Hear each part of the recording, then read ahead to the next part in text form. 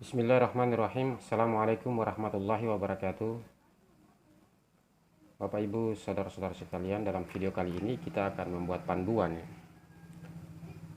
bagaimana mengatur akun kita masing-masing ya, mulai dari mengganti nama pengguna, mengganti kata sandi atau password yang telah diberikan agar akun Anda terjaga kerahasiaannya ya. Jadi ketika kita mulai masuk di aplikasi, kita akan menemukan halaman home, halaman depan seperti ini, dan kita klik tombol masuk yang ada di sini ya. Ketika kita klik tombol masuk, maka formulir masuk telah berada di hadapan kita, akan muncul formulir masuk. Kemudian kita menuliskan nama pengguna ya, yang ada di sini, nama pengguna misalkan Dewi Jul. Kemudian kita juga menuliskan password ya, misalkan kata sandi ya. Password di sini juga saya samakan ya, Dewi Jul ya. Ini bisa di hide dan di ini ya. Kita langsung masuk, klik tombol masuk ya. Setelah itu kita klik tombol masuk. Nah, kalau dia merupakan dokter, akunnya merupakan akun dokter yang bertugas di poliklinik, maka tampilannya seperti ini, karena masing-masing akun memiliki tampilan yang berbeda-beda sesuai dengan jenis akun. Jadi misalkan jenis akun dokter tampilannya sendiri, jenis akun paramedis tampilannya sendiri, jenis akun staf registrasi tampilannya sendiri, jenis akun pihak asuransi misalkan BPJS Kesehatan atau BPJS Ketenagakerjaan tampilannya sendiri juga ya. Jadi masing-masing memiliki tampilannya masing-masing ya, berbeda-beda. Yang tadi kita masuk ke pengaturan akun dulu ya, pengaturan akun. Nah, kita klik foto profil kita yang ada di atas ini ya. Kalau Bapak Ibu belum memiliki foto profil, diharapkan supaya masuk untuk mengatur foto profil juga ya. Itu sangat penting agar aplikasi kita saling mengenal di dalam aplikasi ya, agar pihak rumah sakit, pemilik aplikasi juga saling mengenal. Kalau tidak ada foto profil, dibilang jangan-jangan ini penyusup yang sengaja masuk ke membuat akun untuk meretas aplikasi atau membuat sabotase ya. Pengaturan ya, kita klik ya, ini ada daftar ruangan-ruangan yang merupakan lokasi tugas Dr. Dewi ya, yaitu di klinik Edelweiss, kemudian di ruang Dahlia, dan juga di ruang Dahlia ini ada kelas-kelasnya ya. Pengaturan ya, jadi ketika kita klik pengaturan, kita klik pengaturan ya, klik di sini pengaturan ya. Nah, klik pengaturan. Bentar ya, internet kurang bagus ya. Oke, klik pengaturan. Nah, pengaturan umum ini Bapak Ibu bisa melihat bahwa ini nama pengguna, jadi bisa diganti ya. Bapak Ibu bisa menambahkan nama pengguna Bapak Ibu kalau Bapak Ibu ingin mengganti nama pengguna ya. Tapi harus diingat, karena pengguna itu kan nanti akan masuk juga menggunakan nama pengguna. Kemudian detail kelahiran, bulan berapa, tanggal berapa, tahun berapa, tinggal Bapak Ibu mengganti kelahiran Bapak Ibu saudara-saudara sekalian. Kemudian di sini jenis kelamin ya, saya ganti ke perempuan ya, karena Ibu Dewi ini perempuan. Nah, kemudian jika saudara ingin menentukan lokasi tugas atau mengganti lokasi tugas, ini berarti lokasi tugas saudara di sini ya. Bapak Ibu silakan mencentang ya lokasi tugas Bapak Ibu di sini ya, lokasi tugas saudara di sini.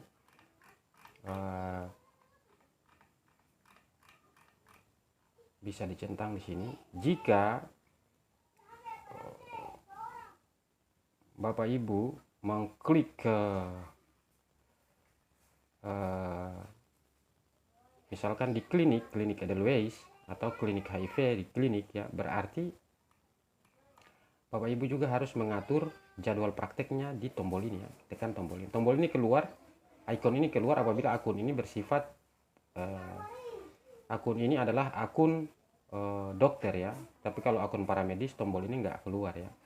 Selain akun dokter, tombol ini nggak keluar. Tinggal diklik, diganti, kemudian diperbarui ya. Klik perbarui. Nah, itu berarti Bapak Ibu saudara-saudara sekalian telah mengganti atau mengubah, memperbarui formulir yang ada di sini ya. Kemudian silakan menuju, kita mulai dari kata sandi dulu kali ya. Ini kata sandi ya, tombol gembok ya, gembok kunci ini adalah untuk kata sandi ya.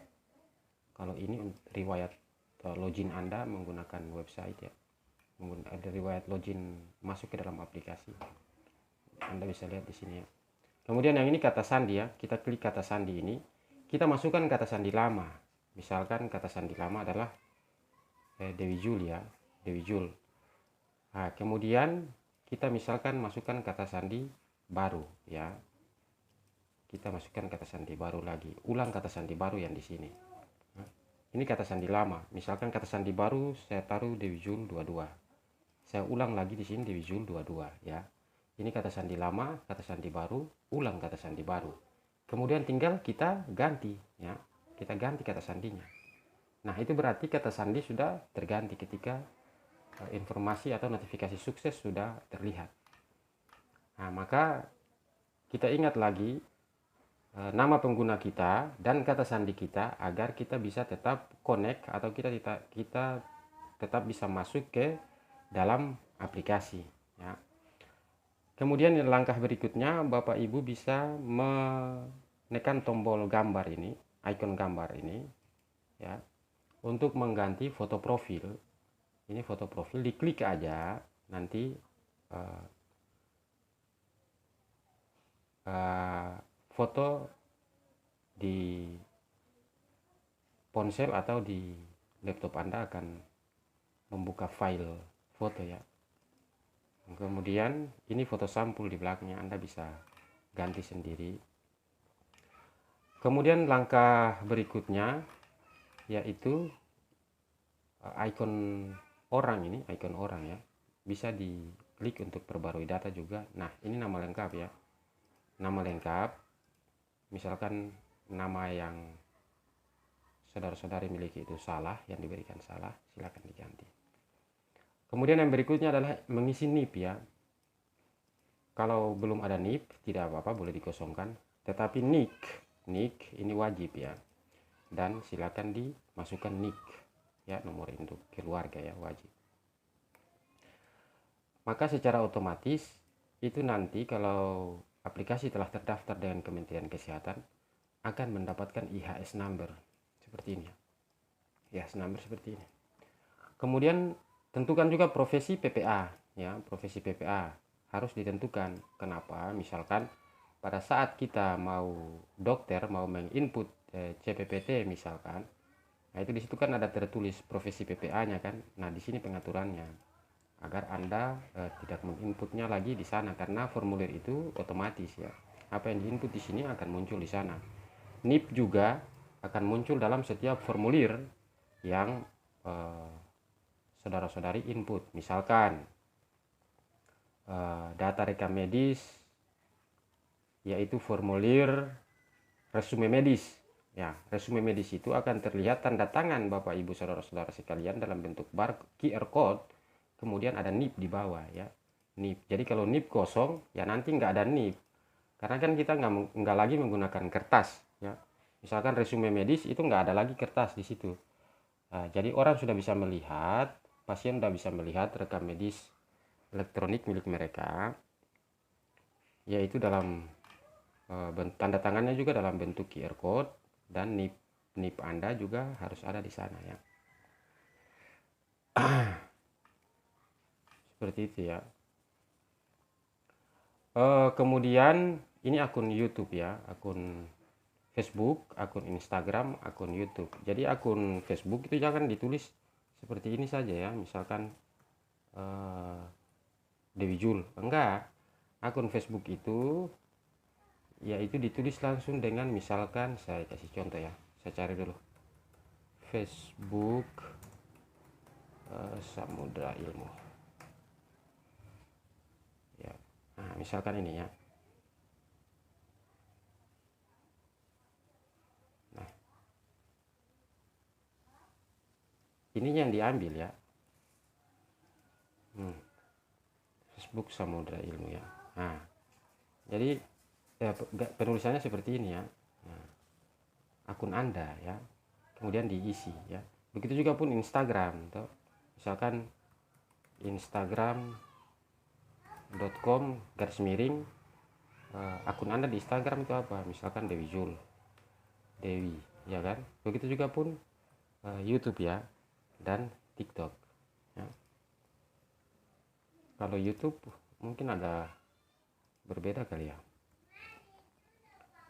Coba kita lihat YouTube ya. YouTube. Misalkan Anda memiliki akun YouTube ya. Kita cari random script misalkan. Pulse script. Ya. Ya ini ya. Pulse script ya. Ya ini kita taruh di sini ya. Akun YouTube ya. Ya. Seperti itu ya. Kita copy yang tadi dan kita taruh di, kita copy URL kita ini dan kita taruh di sini ya. Perbarui. Ya. Nah, itu nanti kita lihat di mana. Saya buka ya, klik kanan, kita lihat.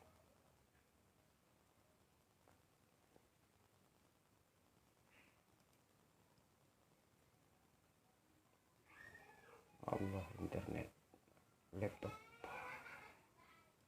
Ya, ya, oke. Nah, ini kan, ini ada akun YouTube-nya.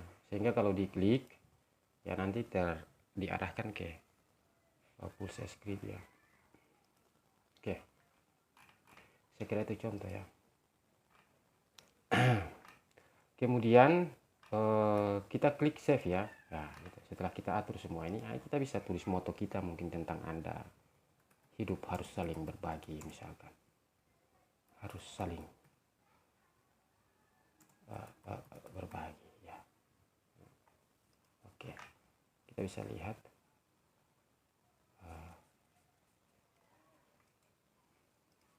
tampilannya di sini. Ini ya. Dan ini lokasi tugas kita dan ini ya.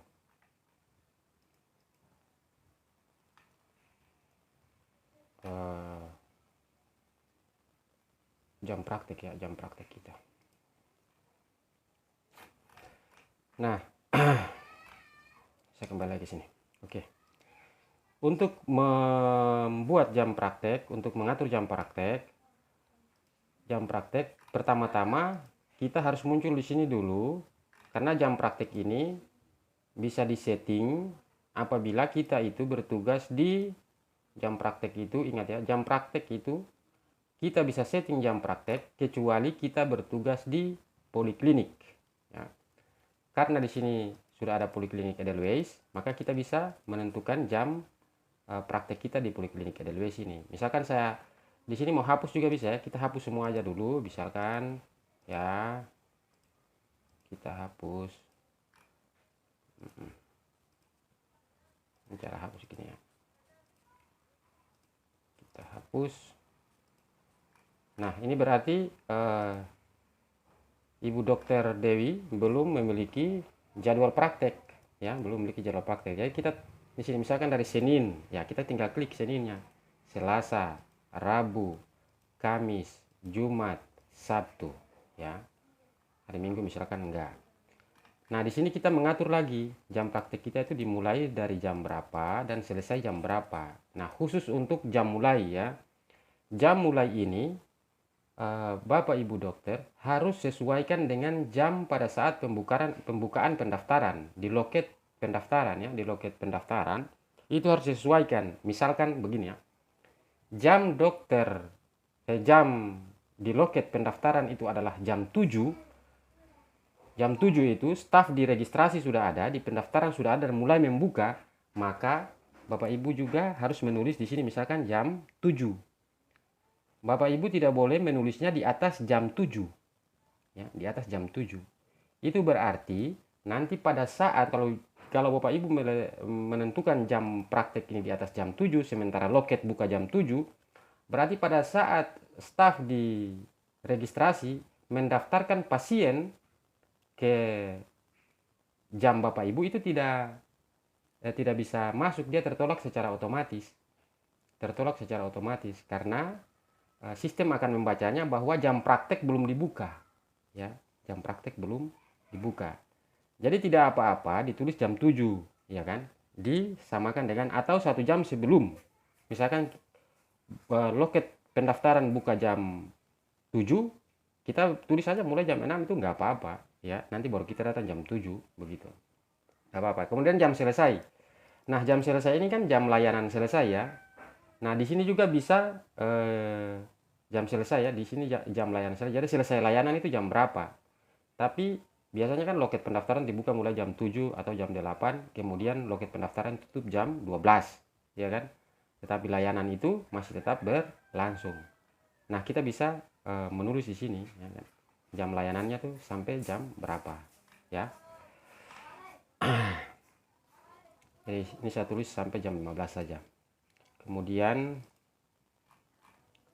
jam ini saya tulis jam 21. Ini hari Kamis, ya. Ya, oke deh. Saya tulis jam, saya masukkan jam 21, ini hari Rabu. Jadi bisa macam-macam, ya. Ya. Untuk perlu diingat bahwa untuk update jam praktek itu perbaruinya di sini, ya. Perbarui di sini, di tombol perbarui yang kecil ini. Perbarui, klik perbarui, jangan lupa klik perbarui satu demi satu. Klik perbarui, klik perbarui, klik perbarui, klik perbarui. Ya, adapun klik yang perbarui yang gede, yang besar ini untuk ini, ya. Untuk ini. Ya. Oke. Ya. Berarti Bapak Ibu sudah menentukan jam praktek Bapak Ibu. Bagaimana jika dia adalah dokter umum? Dia adalah dokter umum yang ditugaskan di klinik. Ya boleh juga mengatur jam prakteknya di sini, tapi harus menentukan kliniknya, klinik penugasannya, kan. Bapak Ibu, dokter umum juga harus menentukan klinik. Misalkan dia tugas di klinik mana. Nah, nanti jam shift atau jam masuknya nanti disesuaikan di sini. Misalkan hari Senin itu masuknya jam berapa, hari Selasa itu masuknya jam berapa, hari Sabtu masuknya jam berapa. Nah, nanti disesuaikan. Nah, supaya pada saat diregistrasi mereka pada saat mendaftarkan pasien datang daftar dan pasien bisa memilih di klinik Edelweiss dan bisa melihat dokter mana yang bertugas di situ. Ya, dan bisa memilih dokter, ya.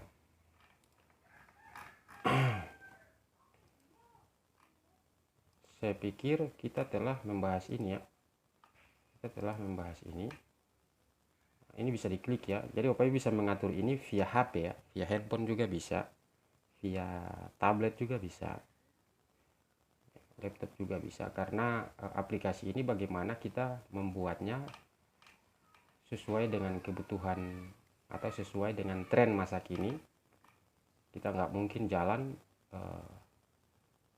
pikul-pikul laptop atau pikul-pikul komputer untuk mau mengisi atau menginput rekam medis pasien, sehingga kita juga membuat aplikasi sesuai dengan perkembangan zaman. Semua harus ada dalam genggaman, ya. Nah, ini saya pikir tutorial kita untuk mengatur akun. Jadi ini juga bisa diikuti, ya. Ini juga bisa diikuti oleh staf paramedis, ya, staf paramedis untuk mengatur kata sandi, ya, mengulang kata sandi ini, ya kan. Nah, kalau ini, ya, saya jelaskan sedikit tentang ini dah. Kalau ini adalah kelola sesi, ya, Anda bisa melihat, ini ada tulisan sini. Anda bisa melihat sesi masuk Anda di website atau aplikasi. Jika sesi masuk dicurigai, Anda bisa menghapus sesi tersebut dan ganti sandi. Fungsi sesi adalah untuk mengetahui riwayat login, riwayat masuk Anda ke dalam website atau ke dalam aplikasi. Jadi saya bisa melihat, oh iya benar, saya masuk di sini melalui Windows dari browser Google Chrome 31 detik yang lalu, dan ini juga 11 hari yang lalu, ya. IP saya ini, ya.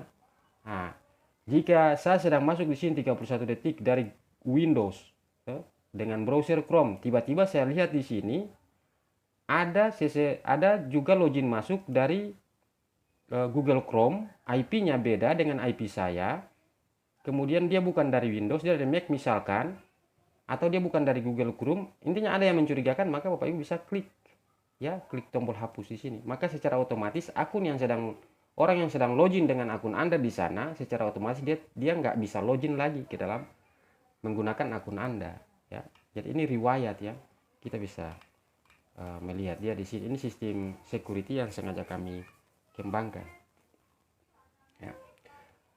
Ya Bapak Ibu saudara-saudara sekalian, tutorial berikutnya lihat di video berikutnya, agar video nggak terlalu panjang-panjang, ya. Kita akan bahas tentang mungkin ini, ya, untuk cara pemeriksaan pasien di rawat jalan. Kita akan mulai dengan cara pemeriksaan pasien di rawat jalan oleh dokter. Habis itu kita masuk lagi ke cara pemeriksaan pasien oleh dokter di IGD. Habis itu cara pemeriksaan pasien oleh dokter di rawat inap, ya, di rawat inap. Untuk pengaturan akun, saya pikir sampai di sini. Semoga Allah memberikan keselamatan kepada kita semua dunia dan akhirat. Wassalamualaikum warahmatullahi wabarakatuh.